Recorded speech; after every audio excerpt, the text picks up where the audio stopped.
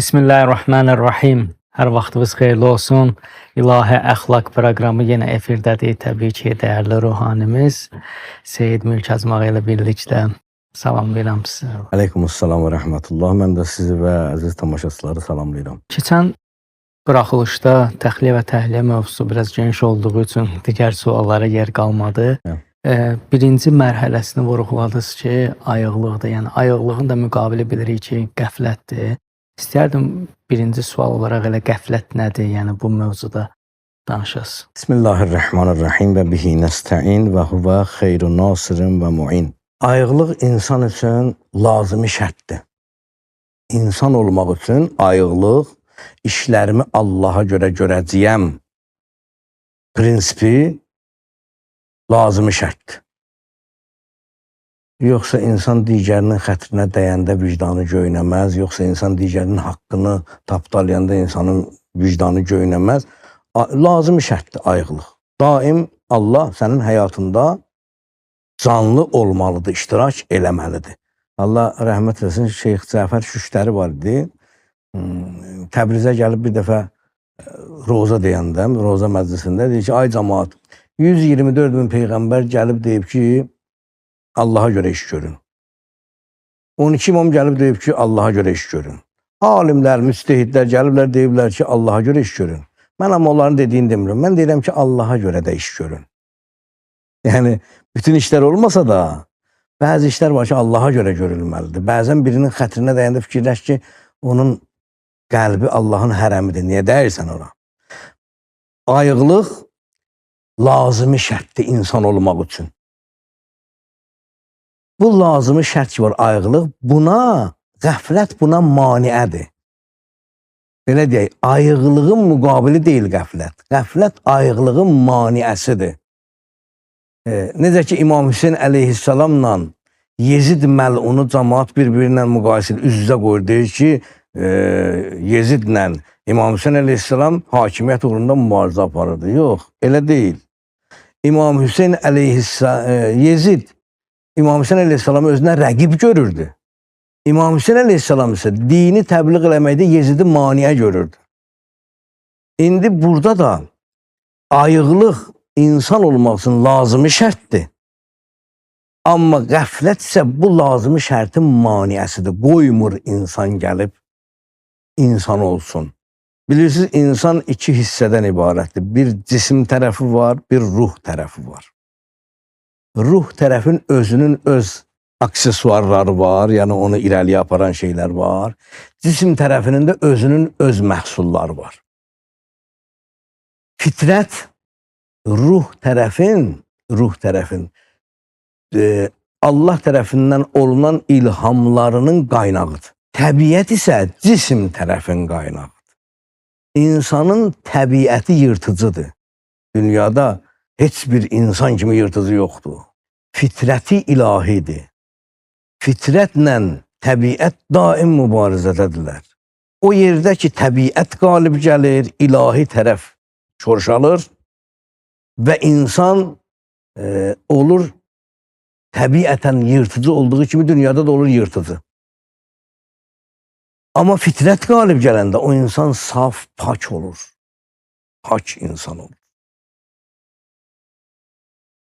Əgər insan həm fitrətin sözünə baxır, həm vicdanının sözünə baxır, o zaman insanda ayılmaq, ayıq olmaq tendensiyası çoxalır. Allah rəhmət etsin. Allamə Təbatavai rəhmətə gedəndə ona sual verdilər ki, neynəyək adam olaq? 3 dəfə dedi ki, təvəccüh, diqqət. Yəni ayıq olun. Mənasında ayıq olun. Həyatınızdan Allahı çıxartmayın. Bir an çıxartınız, şeytan gəlib ora mütləq başını soxacaq. Mütləq. Çünki özü Allaha deyibdi ki, mən bunların hamısını yoldan azdıracağım. Sən məni Adəmə görə qovdun. Mən də onun övladlarının hamısını, heç birini qoymayacağım cənnətə getsin. İndi orada istisna da var. İndi o adam ki, təbiətinin sözünə baxır, şeytanın meydanıdır təbiət. Şeytan orada necə istəyir, elə də at sürür. Elə də meydanı suluyur. Amma fitrətin sözünə baxanda Allah Taala belə deyək, insanı yaratdı, insanı boş buraxmadı bu dünyaya. Elə demədi, get nə bilirsən elə. İnsanla əvvəla öz rabitəsini kəsmədi. İpi daim insanların arasındadır. Kim istəyir, tutun oradan. وَاَعْتَسِمُوا بِحَبْلِ اللّٰهِ جَمِيعًا وَلَا تَفَرَّقُوا Pərakəndə olmayın. O ip nədir? Hal-hazırda aramızda o ip Qur'an-ı Kərimdir. Allah Teala belə təcafi olaraq tullamadı ipi bura. Yəni bir nəfər suda boğulur, ipi atasan ki, al özünü xilas elə. Belə buraxmadı. Və yaxud yağış kimi buraxmadı ki, göydə yağış var, yerdə yoxdur. Yerə yağış lazım olur. Göydən yağış düşdü yerə, daha göydə qalmadı. Yox, belə də deyil. Allah Teala ipin bir tərəfini əlində saxladı, bir tərəfində yeri. Və ətəsimi bihəb, Allahın ipindən yapışın deyir Allah. Yəni ipin bir ucu Allahın əlindədir, bir ucu da buradadır. Biz ondan yapışmalıyıq ki, haqqa gedib çataq. Ondan ötürü Allah Teala insanı yaratdı. O 124 min peyğəmbər göndərdi ki, bunlar bələdçilərizdir. Bunların sözünə baxın, gəlib çatacaqsınız. Bu 124 min peyğəmbəri birbaşa göndərdi. Xeyr. Əvvəlcə insanın içində zəmin hazırladı. İçində 4 dənə peyğəmbər qoydu insan öz içində. Bir qəlb qoydu, bir ağıl qoydu, bir fitrət qoydu, bir vicdan qoydu. 4 dənə peyğəmbər qoydu insanın bədənində. Sonra bu 4 dənə peyğəmbəri, daxili peyğəmbəri təsdiq eləməkdən ötürü 124 min xarici peyğəmbər göndərdi. O 4 dənəni təsdiq eləməkdən ötürü. 124 min, 124 dənə yox ha, 124 min peyğəmbər göndərdi bu 4 dənə daxili peyğəmbəri təsdiq eləməkdən ötürü. Bu 4 peyğəmbərin birincisi ağıldır. Ağıl buz kimidir, hər şeyin haqqını deyir. Əgər insan doğrudan hər şeyi ağılına buraxsa, qabaqcadan ona istiot, duz filan qatmasa, ağıl insana hər şeyin düzünü göstərir. Hər şeyin düzünü göstərir. Amma qabaqcadan o qədər ona istiot, duz qatırıq, fikri formalaşdırıb veririk ona, o da ondan başqa idrak eləmək qabiliyyəti yoxdur. Nə formalaşdırmırsansa onu idrak eləyəcək. Ağıl insana düz yolu göstərəndir. İkincisi, qəlb. Qəlb insana müşahidə qabiliyyətidir. Qəlb yəni müşahidə qabiliyyəti, belə deyək. Qəlb insana daha doğru yolu göstərir, əgər insan əvvəlcədən onu korlamazsa. Onu korlamazsa. Bilirsiniz, qəlbin işi daha səlis, daha dəqiqdir. Ağıl məsələni tutalım, mən indi fikirləşirəm ki, bir dənə alma olsaydı, soyardım, yiyərdim, beynimdə fikirləşim. Biri gəlir, salam verir, o fikir hamısı dağılır, gedir. Mən təzədən onu yeni fikirləşməliyəm, yenidən alma olsaydı, kəsib yiyərdim, fikirləşməliyəm, düzdür? Salam verməyiniz, mən salam cavabını almağına pozuldu, getdi. Amma qəlbdə belə deyil. Qəlb elə bil, daşın üstünə mismarla dızıb yazırsın, elə bir şeydir. Ananın təsəvvürlərinin, anadır, uşağı qızdırmalıdır. Ana istirabdadır, istirab çəkir. Uşağın qızdırması sağalır, amma ananın istirabının qoyduğu iz sağalmır. O elə qalır orada. Ağılda pozulub gedir, amma ürəkdə elə deyil. Üçüncüsü fitrətdir. Fitrət hər şeyin düzünü göstərir. Allah Teala insana fitrət verib, baxın, ən gözəl misal xırda uşaqdandır da, belə deyil. Xırda, uşaq təzə anadan olub. Anadan olan kimi, ana götürür, sinəsinə yaxınlaşdırır, o da tutur, sorur, yemək istəyir. Ona kim öyrədib onu? İnstinkt, fitrət. Fitrətdir də. Hardan bildi onu sormaq lazımdır. Və beynində də əgər fikirləşə bilsə, beynində də süd tutub ha o. Elə bilməyin ki, mürəbbə tutub oradan süd gəlir. Yox. Elə Allah Teala ora nə veribsə bunun beyninə də, bunun istəyinə də onu veribdir. Buna deyirlər fitrət. İndi bu fitrətin öz ehtiyacı var. Fitrətin öz ehtiyacları var. Fitrətin ehtiyaclarını doyurmaq yolları var. Fitrətin ehtiyaclarının doyurmaq yolları ikidir. Həqiqi yolla doyurmaq, yalan yolla doyurmaq. Əgər fitrətin ehtiyacları həqiqi yolla doyurulubsa, ömrün axırına qədər düz yolu göstərəcək. Yox, yalan yolla doyurulubsa, gah belə eləyəcək, gah belə eləyəcək. Gah düz göstərəcək, gah həqiqi göstərəcək. Ehtiyacları necə eləmək olur? Yenə də körpə uşaqdan misal bıraq da, ən yaxşısı odur. Heç nə bilmir ki o. İndi bu körpə uşaq ağlayır. ana da görür ki, necə ana olur olsun, uşağı dünyaya gələn kimi, nə qədər tənbəl ana olur olsun, yatağan ana olur olsun, uşağı anadan olan kimi analıq fitrəti oyanır. Uşağın bir çıpıltısına oyanır. Əvvəl ağır yatardı. İndi ana öz o analıq fitrəti ilə bilir ki, bu uşaq acıb. Ona görə ağlayır. Olur da, məsələn, məişətdə adam çox görür. Uşaq ağlayır, bilmirsən, tullayırsan o yana, bu yana, atırsan göyə, tutursan, yanmır. Ana gəlib ona yeməyi verən kimi dayandı. Ana bilir ki, bu acıb. Yaxşı. İndi bir dəfə bu ana götürür uşağı, yedizdirir, uşaq sakitləşir, yatır. Bu, onun aclıq fitrətinin doğru yolla ödənilməsidir. Bir dəfə də qonağı var, boş soskanı qoyur onun ağzına, uşaq yenə də sakitləşir, yatır. Bu, onun aclıq fitrətinin yalan yolla doyurulması, ehtiyacının yalan yolla doyurulması. İndi insanlar var ki, elə biz özümüzdə o qədər bizə o boş soskalardan veriblər, fitrətimizi, ehtiyacını yalan yolla doyurublar. Fitrət bizə düz yol göstərməkdə acizdir. Bunu saflaşdırmaq, paklaşdırmaq çətin bir mərhələdir. Bu da fitrət. Bir də vicdanı əxlaqi. Qur'an-ı Kərimdə Allah Teala vicdanı qiyamətlə bərabər tutubdur. La uqsimu biyevmil qiyamə və la uqsimu bin nəfsil ləvvamə. And olsun qiyamətə, and olsun vicdana. Baxın. Bu vicdan hər şeyi qiyamət kimi, hər şeyi düz insana deyir. Sən filan kəsin xətrinə dəydin. Sən narahat olmalısan. Birinin xətrinə dəydin, gecə görürsən, narahatam, neyniyim, ay Allah, neyniyim? Belə bir şey deyil ki, vicdanın cibinə 50 manat basasan deyəsən, sakit qal, səhər həll eləyərəm. Yox, vicdan qoymur adamı. Rahatlaşdırma. Qiyamət kimi, səlisdir, dəqiqdir. Amma elə ki, onun sözünə bir-iki dəfə baxmadın.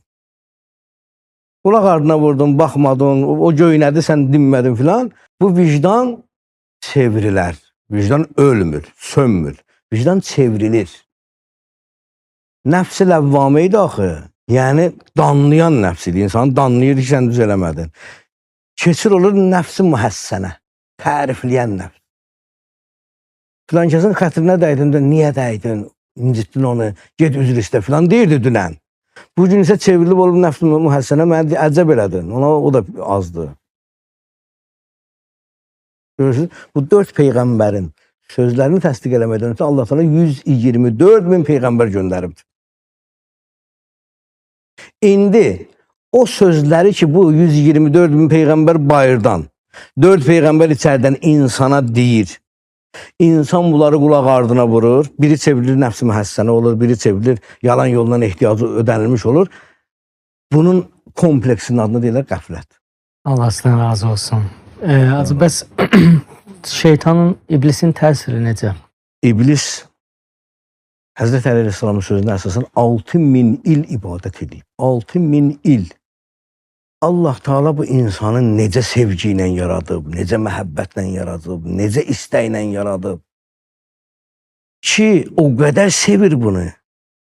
Bunu yaradandan sonra öz bütün yaratdıqlarını dedi ki, səzdə eləyim buna. Görün insanı nə qədər istəyir. Görün insana nə qədər vurğundur Allah Teala. Nə qədər sevir. Bütün yaratdıqlarını mələklərə, Cəbrail Aleyhisselamı ki, vəhiy mələyidir. Allahın ən yaxın, ən sevimli 4 müqərrəb mələkdən biridir. Deyir, səzdə eləsən bu Adəmə. Çünki mən bunu özüm kimi yaratmışam. Və yaratdıqlarının içində kim də səzdə eləmədi? Kim də səzdə eləmədi? Lənətini göndərdi ona əbədi olaraq. İblis 6000 il ibadət eləmişdi. Adəmə görə ona lənətini göndərdi. Qovdu dərgahından. İblis də dedi ki, لَاُغْوِيَنَّهُمْ əcmə. And olsun, فَبِعِزَّتِكَ. And olsun sənin izzətivə. Allaha deyir. Deməli, Allah inanır. لَاُغْوِيَنَّهُمْ əcməin. Onların hamısını yoldan azdıracağım. Hamısını. İlla ibadəkə minhumul muxləsin. Yalnız muxləs bəndələrindən başqa. Onların içindən müxləslərindən başqa. Əvvəla bunu deyim ki, bizim babamız Həzrəti Adəm Əleyhisselama gəldi, dedi ki, mən sizə nəsihət eləyirəm, mən sizi yaxşı yola dəvət eləyirəm, azdırdı, cənnətdən qovdurdu. Düzdür? Bizim üçün isə and içib ki, yoldan azdıracaq. Gör bizim başımıza nə oyunlar gətirəcək. Nələr eləyəcək bizim başımıza, nə oyunlar gətirəcək. Düz deyə bizə sultanlığı, səltənəti yoxdur. Yalnız və yalnız o adamlar ki, ondan dostluq eləyirlər, o adamlarla işi var. Bir gün deyir, bir dənə cavan oğlan, bir dənə anası var idi. Deyir ki, ana evlənmək istəyirəm. Anası da bunu evləndirdi. Qəşəng bir dənə təzə gəlin. Səhərin də oğlan işə gedir. Toydan da bir dənə qoç qalıbdı. Qoçu bağlayıblar həyətdə. Səhər durdu, getdi işə. Təzə gəlin dedi ki, anamla ehtiyatlı ol, müğayət ol da.